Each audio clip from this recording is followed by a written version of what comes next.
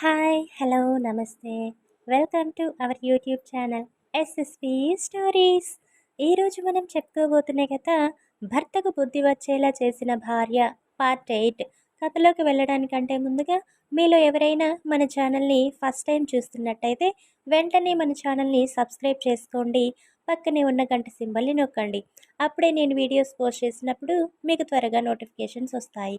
అలానే స్టోరీ వినేసి సైలెంట్గా వెళ్ళిపోకుండా స్టోరీ మీకు నచ్చిందో లేదో మీ అభిప్రాయాలు ఏంటో కామెంట్ సెక్షన్లో తప్పకుండా తెలియజేయండి. అలానే మీ ఫ్రెండ్స్ అండ్ ఫ్యామిలీకి మన ఛానల్ని షేర్ చేయండి. లైక్స్ ఇస్తూ మన ఛానల్ని సపోర్ట్ చేయండి. ఓకే, ఇక ఏమాత్రం ఆలస్యం చేయకుండా కథలోకి వెళ్ళిపోదాం. సోనీ చేసే పనులకి, మాట్లాడే మాటలకి విక్కీకి బుర్ర గిర్రును తిరిగిపోతుంది. ఆమె చస్తాను లేదంటే తనని చంపేస్తాను అని బెదిరిస్తుండడంతో విక్కీ నిజంగానే మెంటల్ది ఏం చేసేస్తుందో, ఇక్కడ ఎంత పెంట అవుతుందో అని టెన్షన్ పడుతూ, ఏయ్ Soni, no no no, don't do that అంటాడు గట్టిగా అరిచినట్టే. అతని రియాక్షన్కి సోనీ తన బుగ్గ మీద వేలితో టచ్ చేస్తూ ఏదో ఆలోచిస్తున్నట్టుగా మొహం పెట్టి, అవును విక్కీ, అసలు పిచ్చిదానిలా నేనెందుకు చావాలి చెప్పు, నీ అబ్బా, తప్పు నువ్వు కదా చేశావు అంటూ చాక్ని అతని కంటి దగ్గర కంటా తీసుకెళ్ళి తిప్పుతూ, నువ్వు చేసిన తప్పుకి శిక్ష కూడా నీకే కదా వెయ్యాలి అంటూ సైకోలా నవ్వుతూ ఉంటుంది. సోనీ వైల్డ్ బిహేవియర్ని చూసి విక్కీ టెన్షన్తో ఆమె ఏ క్షణం ఏమి చేస్తుందో, ఎలా రియాక్ట్ అవుతుందో అర్థం కాక బాధపడుతూ తలపెట్టే నొప్పికి కన్నీళ్లు పెట్టుకుంటూ ఉంటాడు. కాసేపు విక్కీని అలానే చూసి సోనీ నవ్వడం ఆపేసి, సరేలే బేబీ, నిన్నిలా చూస్తుంటే నాకు జాలేస్తుంది. నిన్ను ఇంతగా కష్టపెట్టడం నాకు కూడా ఇష్టం లేదు అంటూ చేతిలో చాక్ని పక్కన పడేసి పైకి లేచి అక్కడ నుండి పక్కకి వెళ్తుంది. సడన్గా సోనీ అంత మంచిగా మాట్లాడడంతో విక్కీకి కంగారుగా ఉంది. మళ్ళీ ఏం చేయబోతుందో అని ఆమె వెళ్ళిన వైపు చూస్తుంటాడు. సోనీ విక్కీ దగ్గర నుండి పక్కకు వెళ్ళి చైర్ అండ్ వైన్ గ్లాస్ తీసుకుని వచ్చి చైర్ని విక్కీ తల దగ్గర వేసుకుని అందులో కూర్చుని ఆమె కాలుని విక్కీ మెడ మీద పెట్టి ఒక చేత్తో వైన్ తాగుతూ మరో చేతిలో సిగరెట్ పట్టుకుని కాలుస్తూ మళ్ళీ అడుగుతుంది, ఇప్పుడైనా ఒప్పుకోరా, మనం పెళ్లి చేసుకుందామంటుంది నోట్లో నుండి సిగరెట్ పొగను విక్కీ మొహం మీద ఊదుతూ. సోనీ బిహేవియర్కి విక్కీకి ఒక పక్క భయం, చిరాకు, ఎక్కడ లేని అసహనం చోటు చేసుకుని, హే, ఎన్నిసార్లు చెప్పాలి సైకోదానా, నాకు పెళ్ళయింది, ఒక బాబు కూడా ఉన్నాడు, నాతో నీకు పెళ్ళేంటి అని అంటాడు అరుస్తూ. ఆ మాటకి సోనీ కళ్ళెర్ర చేస్తూ, ఏరా, నైట్ నాతో నా పక్కలో పడుకున్నప్పుడు గుర్తు రాలేదా నీకు పెళ్ళయిందని, పిల్లాడు ఉన్నాడని అంటూ కోపం ఎక్కువైపోయి చేతిలో ఉన్న సిగరెట్ పీకతో విక్కీ ఒంటి మీద కాలుస్తుంది. సోనీ అలా ఒంటి మీద కాలుస్తుంటే మంట పుట్టి విక్కీ అరుస్తూ, హే సోనీ, ప్లీజే, నీకు దండం పెడతాను, నన్ను వదిలేయే అంటాడు కట్టేసున్న చేతుల్ని కాస్త దగ్గరికి తీసుకొచ్చి దండం పెడుతున్నట్టు చూపిస్తూ. ఏరా, నొప్పిగా ఉందా, మంట పుడుతుందా, అయ్యో బాధగా ఉందా, మరి నువ్వు నన్ను ఇందాక అన్నేసి మాటలన్నా, నా క్యారెక్టర్ని చీప్గా చేసి మాట్లాడా, మరి నాకెంత నొప్పిగా బాధగా ఉండాలి చెప్పు అంటూ మళ్ళీ మళ్ళీ సిగరెట్ పీకతో ఒంటి మీద కాలుస్తూ కోపంతో ఊగిపోతూ అతని మెడ మీద పెట్టిన కాలిని కొంచెం కొంచెం పీక మీద నొక్కుతూ ఉంటుంది.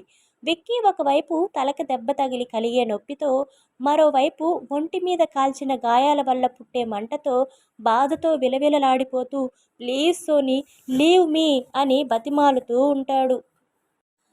సోనీ కోపంగా వాడి బాధని ఏమాత్రం పట్టించుకోకుండా కాలిని మెడ మీద నొక్కి పెడుతూ, ఏరా, ఒక అమ్మాయి ఒక అబ్బాయితో మాట్లాడినా, కొంచెం క్లోజ్గా ఉన్న వాళ్ళతో ఫ్రెండ్షిప్ చేసినా, ఎక్కడైనా బయట తిరిగినా ఆ అమ్మాయిని క్యారెక్టర్లెస్గా చూస్తారే, మరి అదే ప్లేస్లో మీ మగాళ్ళు ఉంటే మిమ్మల్ని ఏమి అనరెందుకు, అంటే మీరు ఎంతమందితో అయినా తిరగొచ్చా, ఎలాంటి పిచ్చి వేషాలు అయినా వెయ్యొచ్చా, మీ మగాళ్ళు తిరిగితే లేని తప్పు మా అమ్మాయిలు తిరిగితే వస్తుందా అంటూ కోపంతో ఊగిపోతూ, ఓహో, అంటే మేము తిరిగితే మాకు కడుపు వస్తుంది, మీరు ఎంతమందితో తిరిగినా మీకు రాదు అనా, అందుకేనా, ఆ ధైర్యంతోనేనా మీరు పెళ్ళికి వెళ్ళిందనో, పుట్టింటికి వెళ్ళిందనో, ఫ్రెండ్స్ దగ్గరికి వెళ్ళిందనో, షాపింగ్కి వెళ్ళిందనో, పురిటికి వెళ్ళిందనో రావడానికి టైం పడుతుంది అనుకున్న ఆ చిన్న గ్యాప్ని కూడా వదలకుండా పక్కన ఆడవాళ్ళని గోకేయడానికి రెడీగా ఉంటారు. మీకు పెళ్ళైనా పక్కన పెళ్ళాం ఉన్నా సరే మీ కంటి ముందు అందంగా కనిపించిన ఏ ఆడదాన్ని కామంగా చూడకుండా వదలరు కదా. ఎలాగోలా వాళ్ళని గోకి నాలాగే వాళ్ళకి మాయమాటలు చెప్పి లొంగ తీసుకుని మీ కోరిక తీర్చుకుంటారు కదా. ఎందుకురా పెళ్ళిళ్ళు చేసుకుని ఇంట్లో బంగారం లాంటి పెళ్ళాల్ని పెట్టుకుని ఇలా అడ్డదారుల్లో సుఖపడాలని ఆరాటపడుతూ ఉంటారు. ఏరా, ఇంట్లో మీ భార్య దగ్గర లేనిది ఏంటి బయట ఆడవాళ్ళ దగ్గర ఉన్నది ఏంటి? అందరి దగ్గర అవే కదరా ఉంటాయి, కొత్తగా ఏమీ ఉండవు కదా. మరి మీరెందుకు ఎప్పుడు పక్కన వాళ్ళ పెళ్ళాల మీదే, రోడ్డులో కనిపించే ఆడవాళ్ళ మీదే మోజు పెంచుకుంటారు? ఎందుకు? మీ భార్య దగ్గర దొరకని సుఖం వాళ్ళ దగ్గర దొరుకుతుందా చెప్పు? నో. మీ భార్యల దగ్గర దొరకనిది పక్కన ఆడవాళ్ళ దగ్గర దొరుకుతుంది అన్నది మీ భ్రమ మాత్రమే. మీరు మీ భార్య దగ్గర అయినా వేరే ఆడవాళ్ళ దగ్గర అయినా సరే చేసే పని ఒకటే అయినప్పుడు నీ భార్య దగ్గర ఒక రకమైన సుఖం, పక్కన వాళ్ళ దగ్గర ఇంకో రకమైన సుఖం ఎలా దొరుకుతుంది? మీరు ఇంట్లో భార్య దగ్గర అయినా బయట ఆడవాళ్ళతో అయినా సరే మనస్ఫూర్తిగా చేసే పని పట్ల ఇష్టంతో ప్రేమతో చేస్తేనే ఆ పనికి తృప్తి లభిస్తుంది. ప్రేమతో కాకుండా ఏదో మొక్కుబడిగా కష్టంగా విసుగ్గా చేస్తే ఏ పనికి మీరు తృప్తి చెందలేరు. ఎప్పుడు అసంతృప్తిగానే ఉంటారు. సో తప్పు మీ భార్యల దగ్గర కాదురా. మనసులో గంపెడు కుళ్ళు, పక్క ఆడవాళ్ళపై కోరిక పెట్టుకుని ఇంట్లో ఆడాలని దూరం పెడుతూ వాళ్ళతో సుఖం దొరకట్లేదు అనే మీది. ఎస్, తప్పు మీ మగాళ్ళదే. బయట ఫుడ్ అలవాటు పడిన వాడికి ఇంట్లో ఫుడ్ ఎంత రుచిగా చేసి పెట్టినా సరే బయట ఫుడ్ అంతా రుచి దొరకదు. తప్పు ఫుడ్ చేసే వాళ్ళది కాదు, బయట రుచులు అలవాటు పడ్డ మీది. బయట దొరికే అడ్డమైన గడ్డి రుచి ఇంట్లో దొరకాలి అంటే ఎలా దొరుకుతుంది? అసలు మీలా ఇంట్లో ఫుడ్ భార్యలు వదిలేసి బయట ఫుడ్ వేరే ఆడవాళ్ళను కోరుకునే వాళ్ళని ఏమంటారో తెలుసా? ప్రాస్టిట్యూట్స్ అంటారు. ఎస్, ఇంట్లో భార్యలని మోసం చేసి బయట ఆడవాళ్ళతో ఎంజాయ్ చేసి మీలాంటి మగాళ్ళందరూ ప్రాస్టిట్యూట్సే అంటూ అరుస్తూ సిగరెట్తో అతని ఒళ్ళంతా కాలుస్తూ ఉంటుంది. విక్కీ మంట నొప్పి తట్టుకోలేక బాధగా అటు ఇటు దొర్లుతూ అరుస్తూ ఉంటాడు. అప్పుడే విక్కీ ఫోన్ రింగ్ అవుతూ ఉంటుంది. దాంతో సోనీ విక్కీ మెడ మీద ఉన్న కాలు తీసి కుర్చీలో నుండి పైకి లేచి మోగుతున్న ఫోన్ దగ్గరికి వెళ్ళి ఫోన్ని విక్కీ దగ్గరికి తీసుకొచ్చి విక్కీ పక్కన కూర్చుని ఎవరో బేబీ అంట, బేబీ ఇదిగో మాట్లాడు అంటూ ఫోన్ లిఫ్ట్ చేసి విక్కీ చెవి దగ్గర పెడుతుంది.